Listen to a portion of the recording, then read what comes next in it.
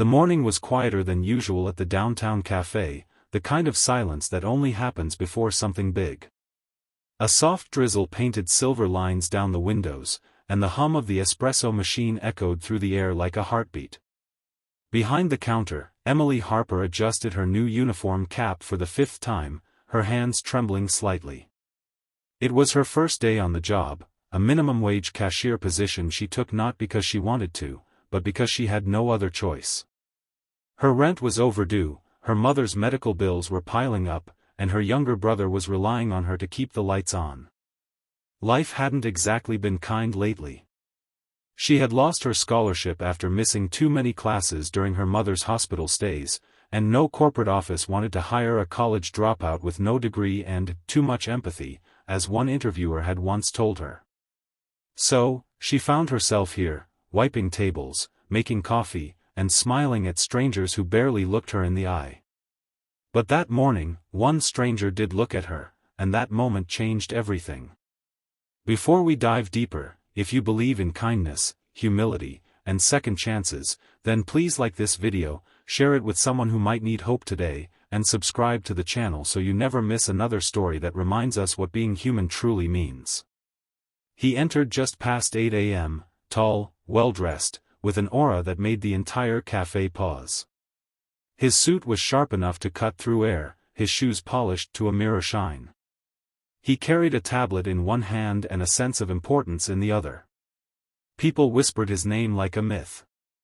Ethan Kross.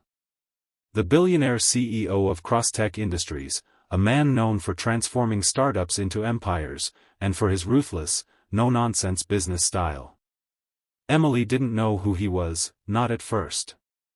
To her, he was just another customer ordering a coffee, black, no sugar, no nonsense. She smiled as she took his order, trying to hide the nervousness that always came when dealing with intimidating people. But as she handed him the coffee, she noticed something strange. Ethan was staring intently at his tablet, his jaw tightening. His hands trembled just slightly as he scrolled through financial reports and projections. He looked powerful, yes, but also distracted. Almost human. He moved to the corner table, where 2 men in suits joined him, setting up folders and laptops. From the snippets of conversation drifting across the cafe, Emily caught words like merger, valuation, and final signing. She realized, slowly, that this wasn't just a casual meeting. This was a deal, a massive one. Minutes later, a small crowd began to form at the cafe windows. Paparazzi cameras glinted like stars outside, and a few customers whispered excitedly.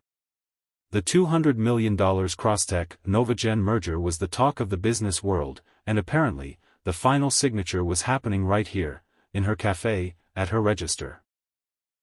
Emily's heart pounded. She felt like she was standing in the background of history. But that's when it happened. Ethan walked up to the counter again, his face pale, eyes distant. He asked for another black coffee.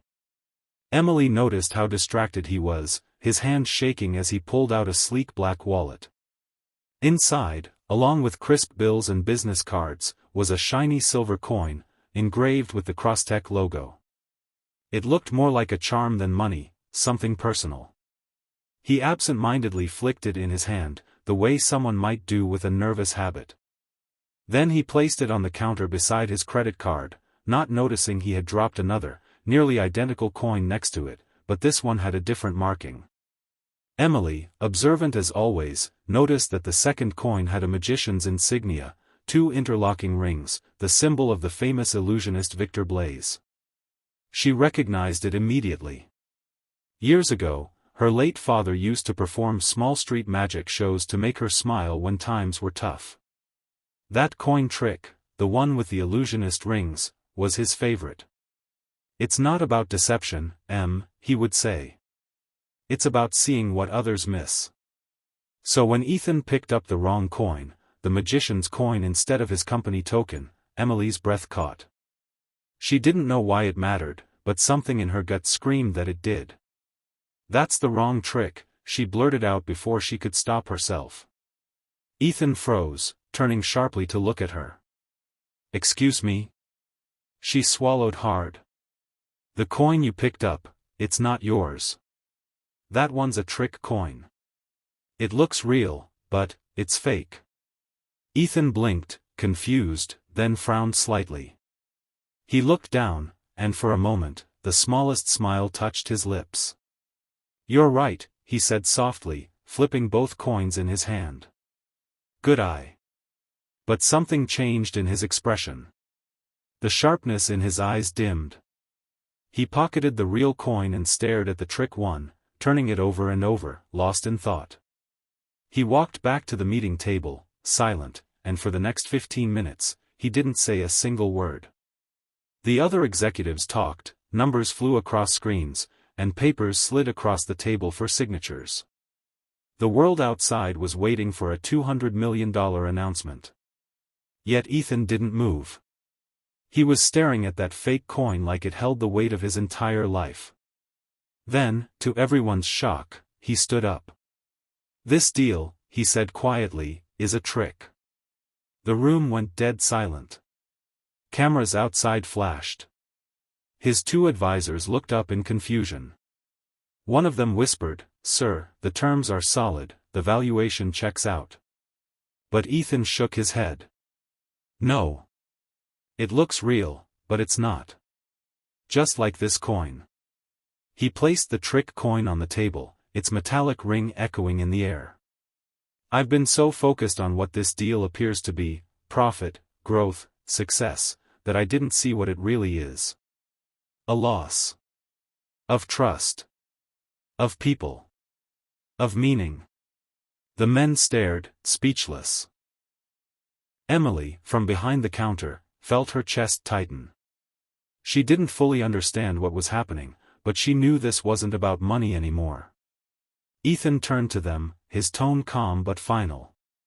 We're not signing today. Maybe not ever.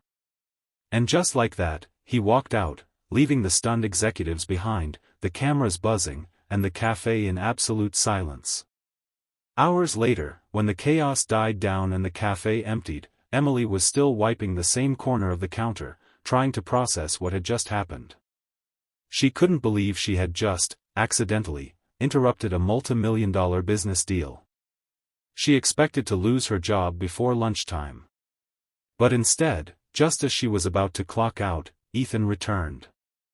The rain had stopped, and a quiet sunlight poured through the windows as he approached the counter again. He wasn't the same man anymore. The weight on his shoulders seemed lighter. He smiled, genuinely this time, and said, "You saved me." Emily blinked, confused. I think I almost cost you $200 million, sir." He chuckled softly. "You stopped me from making the worst mistake of my life. That deal was going to destroy my company's ethics, lay off hundreds of loyal employees just to inflate stock prices.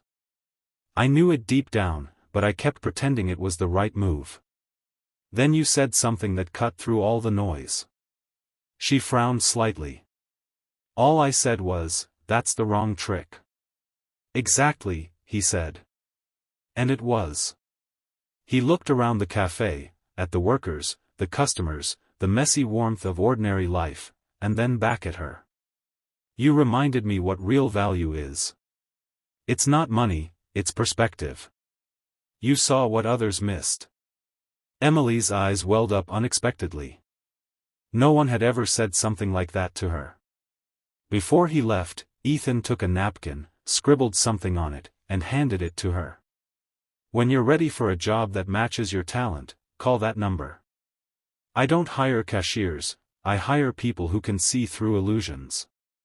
When she opened the napkin later, her heart skipped. It wasn't just his number. It was a handwritten note that said, Cross Foundation, Director of Community Innovation. Starting salary, $85,000. She cried quietly behind the counter, the kind of tears that come from disbelief and relief colliding all at once.